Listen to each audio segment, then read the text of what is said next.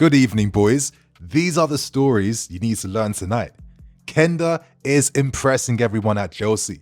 There is growing confidence that we can secure Maignan and learn about the latest wonder kids that I think you guys might be potentially intrigued by. So there's a ton to break down, a ton to discuss. But before we continue on, my friends, of course, if you guys was planning on making any purchases on the club's official website, I'm your guy. Don't forget to use Nini10 at checkout to get 10% off your final order and check out some of the new collections such as the Total 90 Inspired collection that is out right now. I think in terms of merchandise, this year in particular has been the best ever I've ever seen at Chelsea Football Club. Things are selling out like crazy, like fire. Great designs on show. And if you guys want to get anything for yourself, I am your guy. So I hope you guys enjoyed today's video and let's discuss today's latest reports. So we start with things, and news is emerging that the club may have a real confident chance at securing Maignan for next season. As we know, he hasn't agreed on signing any contract extensions with AC Milan, and because of that, it means that he can sign pre-contract agreements in like 2 months' time. So there has been talks that Chelsea have been planning to make another move for him when he becomes completely available on a free. And for Maignan, in his perspective, it probably makes the most sense, right? You get to sign a big signing on bonus. You get to get a very nice contract increase as well. Probably the biggest one he'll get at this stage of his career at around 30 years old. And actually, this explains why we didn't actually make moves to sign Donnarumma. And this was explained by Team Talk, who are starting to develop a pretty good reputation for stories right now. They revealed that we didn't sign Donnarumma or make efforts for other goalkeepers because we had the long-term play in mind when it comes to getting Maignan on a free. From our perspective, it probably makes the most sense because kind of see it like this, you guys. You got Maignan with the experience. Penders comes back as the number 2. Rotational keepers, one's the cup guy, one's the league guy. Penders gets to learn from Maignan, and then you can probably make pure profit from the sales of a Jorgensen. No, not pure profit, but you're making profit from the sales of Jorgensen and potentially Sanchez to offset new goalkeepers coming in. I kind of feel like that's maybe the play that Chelsea have in mind over this potential deal. That's why we aren't giving up on Maignan. We agreed the terms, you agreed everything other than the final transfer fee with AC Milan. So it looks to be a big possibility that Maignan will be the guy because this was the guy Maresca wanted. He wants to have this particular goalkeeper. He was disappointed that he never came. Sanchez has stepped up, he has been good. But I guess Maignan and Penders, long-term and short-term, probably is the best thing for us because we get real upgrades for now and the future between the sticks. So how are you guys feeling about this? There's a lot of positivity growing around these links. Let us know. But right now, I want to discuss what is going on with Geovany Quenda. He's really starting to move, man, at Chelsea right now. I'm really excited for the future we have surrounding this kid, yeah? As we know, when he first started this season, he did have some potential difficulties. Many guys in the fan base was a bit confused behind why Quenda wasn't starting games for Lisbon, considering that he was their hot boy and supposedly one of the best team players in Europe right now. We learned the context, we understood what's been going on, and courtesy of reports from Portugal, Quenda has basically been kept very patient behind the scenes. No one wants to risk his health. No one wants to risk his development. He's played over 60 games last season. And it was reported that considering the difficult season he had last season, plus playing for Portugal in the under-21s, he's barely had a break in pre-season. So he's in the red zone right now. And it was decided by Benfica's manager that he has to be acclimatized back into the first team setup. No needs to kind of rush him straight back when he's already running on empty. Remember, these guys are teenagers. Their bodies haven't finished developing just yet. They have to be carefully managed. You can't just rush them at your own selfish needs and whims. And I think that approach was actually the best thing to happen for Quenda because he's been absolutely on fire since then. And since making substitute appearances off the bench in the first 5 games of this season, he's now found himself back in the first team setup, and boy is this guy, he's creating a lot of motion right now at Lisbon. You guys have seen from some of his appearances. Of course, he scored against Kairat Almaty. Incredible goal that he scored. Great game against Napoli.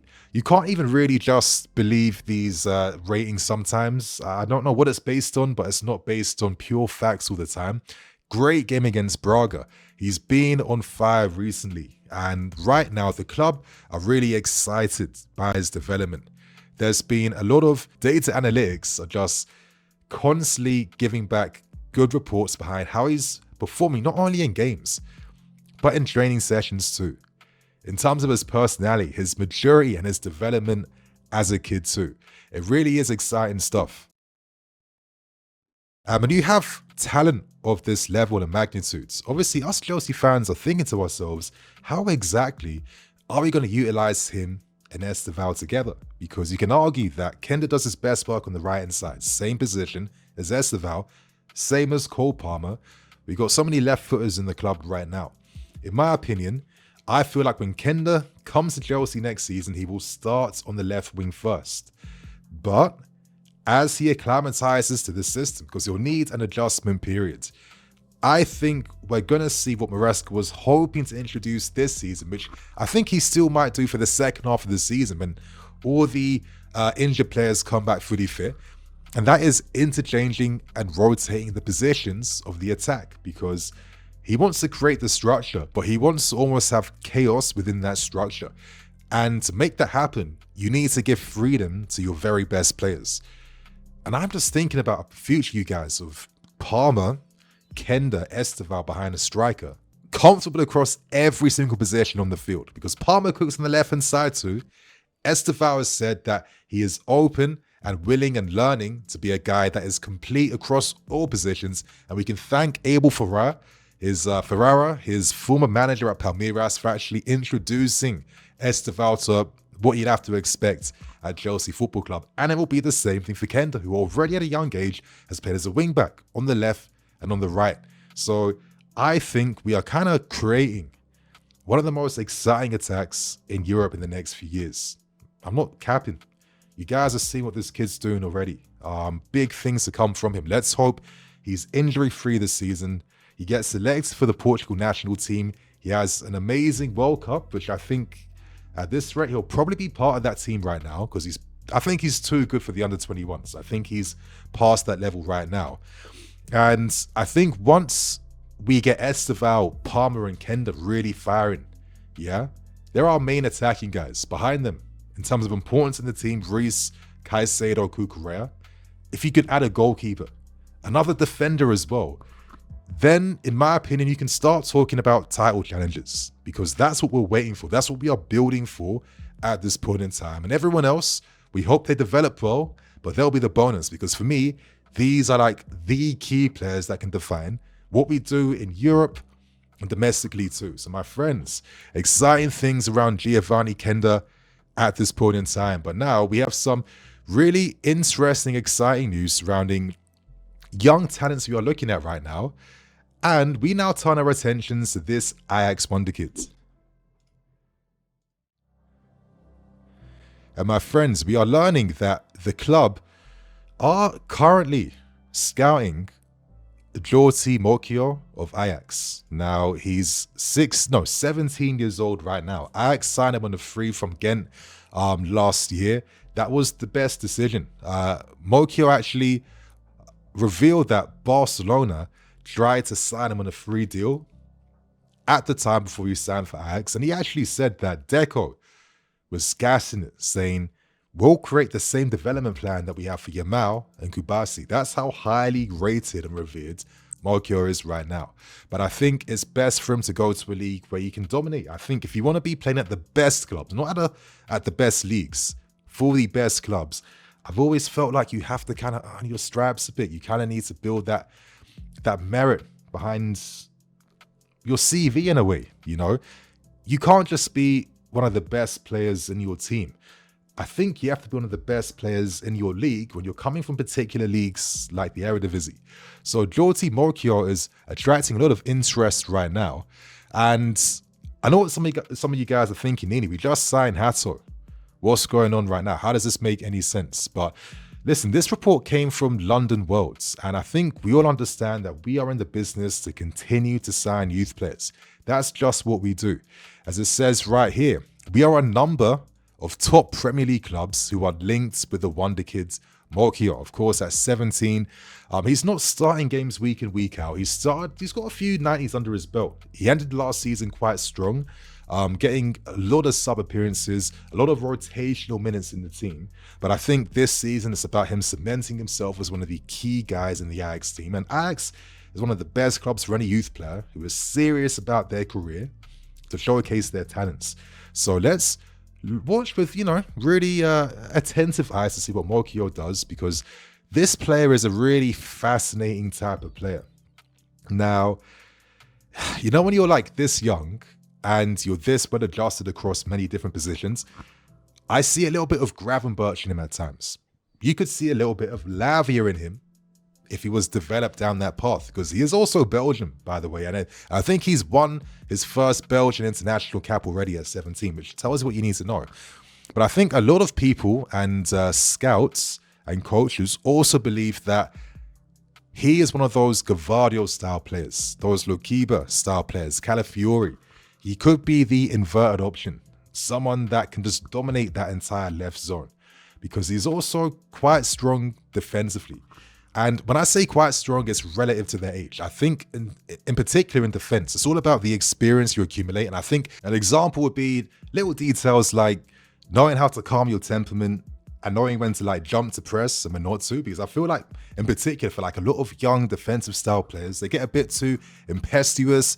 They want to display their physicality.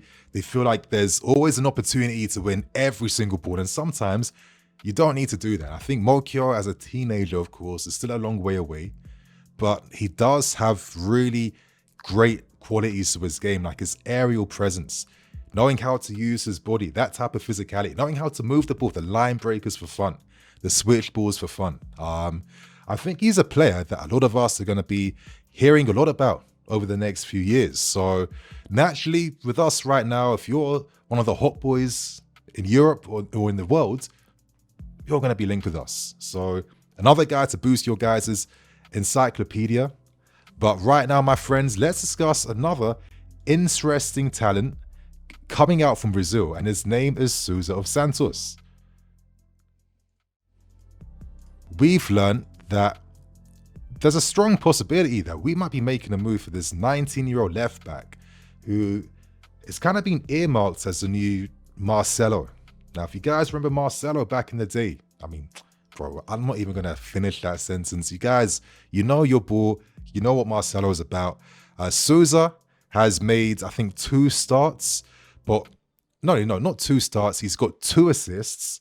He's had a really strong performances in the cameos that he's made for Santos right now. There's belief that he can go all the way. In terms of his education, he has played as a winger. He has played in midfield. He hasn't been played as that designated out-and-out left back. He's been played across multiple positions through the youth academies, but clubs believe that at left back, with his attacking qualities and forays forwards, this could be the real position that unlocks all his best qualities. And you guys have seen what he can do on the ball right now. So it's a really interesting story emerging. This does come from Brazilian reports. And a lot of times, you guys, when Brazilian reports are linking these stories, there's always been that truth to things. We all have to understand that the project's plan is to tap into the South American market. That's one of the key long-term plans at this football club under Clear Lake.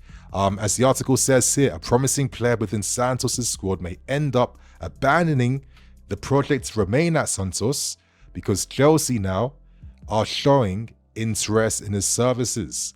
Now, in terms of the plan would be to send him on loan to Strasbourg. That's the benefits of having this type of relationship. There have actually been links back in the day, with us maybe showing potential interest to add Santos as part of our network of clubs. I think long term, if you secure a South American club, it will be like a cheat code for our strategy and our plan, because any South American team across that continent, they now have a hub that they can go to that has a direct links and funnels to Chelsea Football Club or into Europe first. I think that's what we're trying to create right now. Imagine this, I don't know, a 12-year-old sensation somewhere in Sao Paulo. We're able to sign him, secure him at Santos that we own. He signs his pro deal. At 18, he then moves to Strasbourg to kind of acclimatize to life in Europe. And after that period, he then has the potential to come to Chelsea or get sold on and flipped for probably really good money and good profit. Because we can't forget that now that we don't have many Cobham grads to sell for pure profit now, our business plan is going to be about selling players and reinvesting into buying other players. But we need to make more money, not just commercially in terms of like sponsors and details like that, but also from player sales, which has been one of the biggest things for us over the last 10 years right now, and kind of expanding on this network model and adding these types of players to it is going to help us with our financial long-term future. So see it like that instead of seeing it as, another wonder kids. I can't be bothered to hear this, blah, blah, blah, because there's the method behind the madness right now. He's got a lot of interest. I'm really curious to see how his season develops, but he's now starting to make some really exciting benchmarks now in this Santos team. So let's see how he continues to develop and whether we see him at Chelsea Football Club one day, my friends. So we do have a few more stories. I'm going to end things with the final player from Brazil that you guys need to get onto. And it's a bit of a blast from the past, but we'll be talking about Robinho's son right now. Reports in Brazil suggest that us, Inter Milan and Liverpool are scouting Robinho Jr. Now, Robinho, once upon a time when I was a kid, I could have sworn this guy was set to sign for us. I remember the controversy, or not even the calamity back in the day, where even the club believed he was set to sign for us. And you could actually even order Robinho's shirt with his name and number at the back already, which we were pre-selling in advance before the deal even got wrapped up. Things flopped, and he ended up going to Man City. And in my opinion, I think Robinho was the catalyst to Man City's success because he kind of advertised to the entire football world that going to Manchester City is sexy. Yeah? Going to Manchester is the next play and the next move. And from that point forward, Man City were able to sign some superstars and legendary players that we've seen across the years in the Premier League. So Robinho Jr., he's not being given that name for no reason. If the guy hasn't mastered the art of the step over, and you can kind of see what this kid's doing already. Very young. He's also someone that is only starting to get some introductions and tasters of first team football. But at the moment, it has been reported by Brazilian reports and UOL that Inter Milan are one of the favorites, or they're pushing hardest at the moment to try and engineer a move for him. They've sent many scouts to follow and watch him. There's belief that something could potentially happen over a move. But naturally, if there's a South American talent, you'd imagine that Chelsea Football Club will have followed him and scouted him properly and seriously before deciding on what to do next. So that's just how things go at the football club. But as I said in my other news story, don't always see these guys as like potential first team guys for the future. Try and understand the business behind what we're doing. The reason behind why we're looking at the South American market, what we're trying to create long term. We haven't seen every play implemented at our football club right now. There's still many, many years, with the grand plan being securing a new stadium, which might even take another 10, 15 years at this rate, right? He does look like an interesting player. Again, another guy who plays with the right inside, who comes inside. But I'd say that unlike his dad, maybe there's a bit of like a playmaking quality to him, where he's very comfortable playing his teammates in behinds. And not constantly being that direct threat, which his dad was, who had one of the best step overs, in my opinion, in football history. Super player. So yeah, that's the story surrounding Robinho Jr. Let's see what happens here. But you know what, these stories, me personally, I like to talk about them because most of the times they're like very inconsequential stories, and then in like 2, 3, 4, 5 years later, you don't even realize like the magnitude of what these stories held, because a lot of times these guys end up blowing up, and at least you guys got to hear about it first, right? So that's Robinho Jr. news out the way. So that's that, my friends. That's all today's latest reports. Share your thoughts and opinions on today's stories, and make sure you guys like and subscribe on Blue Lines TV. Have a good night, and I'll catch you guys later again this week. Love. Cool.